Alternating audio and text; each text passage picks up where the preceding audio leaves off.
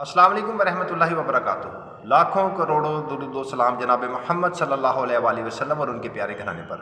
آج کا جو ہمارا ٹاپک ہے نا، مسئلہ تقدیر کے متعلق ہے، اور یہ ٹاپک ریکارڈ کرنے کی مجھے اس لیے ضرورت پڑی، اور یہ ٹاپک اہم بھی ہے۔ میں نے آج تک اپنے تمام کلپس میں نا کسی میں بھی نہیں کہا کہ آپ میرے کلپ میں اینڈ تک جڑے رہیے گا۔ اگر آپ واقعی مسئلہ تقدیر کے بارے میں صحیح طریقے سے سمجھنا چاہتے ہیں نا، تو کم از کم اس کلپ کے ساتھ آپ اینڈ تک جڑے رہیے گا۔ مسئلہ تقدیر کے بارے میں میں کافی لوگوں سے میں نے سنا ہے، اور جس کی وجہ سے میں کلپ ریکارڈ کرنے پر مجبور بھی ہوا ہوں کہ ہمارے جو بے عمل مسلمان ہیں نا، وہ ایک پلی لے رہے ہیں، اور شیطان نے ان کو یہ پٹی پڑھا دی ہوئی ہے کہ جب ہماری تقدیر میں جنت جہنم کا فیصلہ ہو چکا ہے، ہمارے اچھے برے کا فیصلہ ہو چکا ہے، تو پھر ہمیں کیا ضرورت ہے اچھے کام کرنے کی یا برے کام کرنے کی؟ جب اللہ نے ہمیں باؤنڈ ہی کر دیا ہے کہ ہماری جنت اور دوزخ کا فیصلہ پہلے ہو چکا ہے، تو پھر ہمیں کیا ضرورت ہے؟ وہ نعوذ باللہ اللہ پر الزام لگا رہے ہوتے ہیں۔ اس کے مطلب ہے تو آپ نعوذ باللہ اللہ پر ظلم قرار دے رہے ہیں۔ وہ یار خوف خدا کر لیں آپ، تھوڑا سا نا اس کنسیپٹ کو کلیئر کریں کہ یہ یوں سمجھ لیں۔ پہلی تو بات ہے تقدیر کو میں دو حصوں میں تقسیم کرتا ہوں۔ پہلی تو تقدیر یہ ہے جو ہمارے بس میں نہیں ہے، وہ تقدیر یہ ہے کہ ہمارے والدین کون ہوں گے، ہمارے جینز کیا ہوں گے، ہمارے جینز کیا ہوں گے۔ جینز کا بہت اثر ہوتا ہے، خاندان کے والدین کے جینز کا انسان کی فطرت کے اوپر بہت اثر ہوتا ہے۔ اور دوسرا ہمارے بس میں نہیں ہے کہ ہماری کس سوسائٹی میں پیدا ہونا ہے، ہم نے کہاں پیدا ہونا ہے، کس معاشرے میں پیدا ہونا ہے، اس معاشرے کا بھی ہمارے پر بہت زیادہ، ہماری پرسنالٹی پر بہت زیادہ اثر ہوتا ہے۔ یہ دو چیزیں ہیں اس سانچے کے اندر، جس میں بھی اللہ پاک نے ہمیں پیدا کیا ہے، اس سانچے کو سامنے رکھتے ہوئے، اس کو کسوٹی رکھتے ہوئے اللہ پاک نے ہمارے اعمال کو تول لیں۔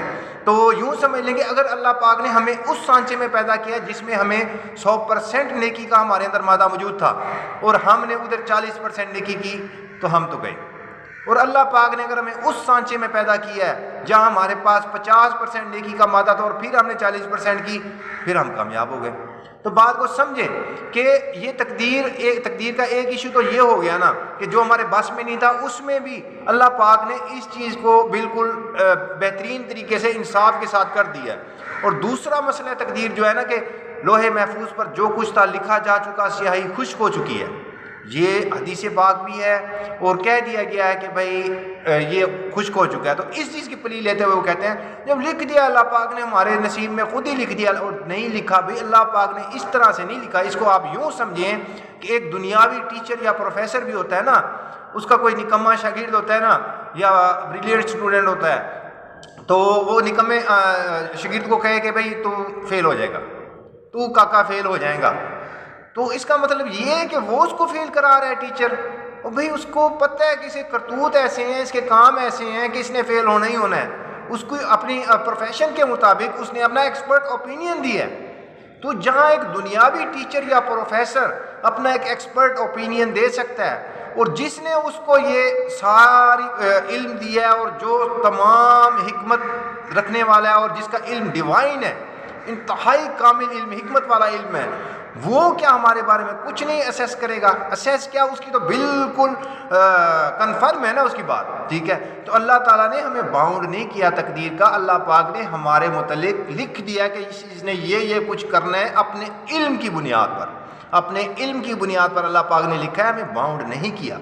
اور جو دوسرا ایک اور بتا دیں میں، ایک اور اشکال ہے کہ یہ دعا سے تقدیر بدل جاتی ہے جب کہا جاتا ہے۔ تو جب کہا گیا کہ لوح محفوظ پر ہر سب کچھ لکھا جا چکا ہے، سیاہی خشک ہو چکی ہے، پھر تقدیر کیسے بدلی جاتی ہے؟ تو بھائی لوح محفوظ واقعی خشک ہے، اب اس میں تبدیلی کوئی نہیں ہے۔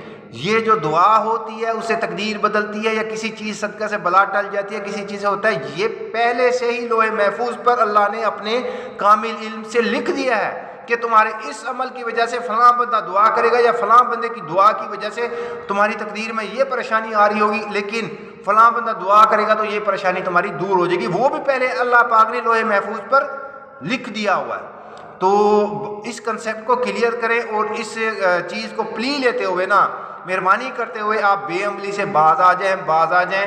میں نے کافی لوگوں سے سنا ہے اس بارے میں کہ بھئی ہمارے تقدیر کے بعد بس اللہ نے لکھ دیا، تو نعوذ باللہ وہ اللہ کے اوپر ظلم قرار دے رہے ہوتے ہیں۔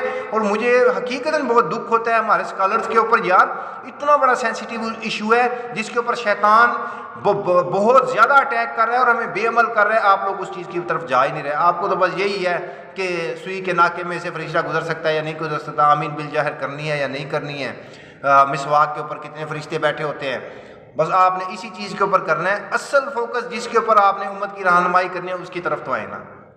تو میں نے کہا یہ آج کا میرا پیغام تھا، میں آپ کو ریکارڈ کرا دوں، دعاؤں میں یاد رکھیے گا۔ فی امان اللہ۔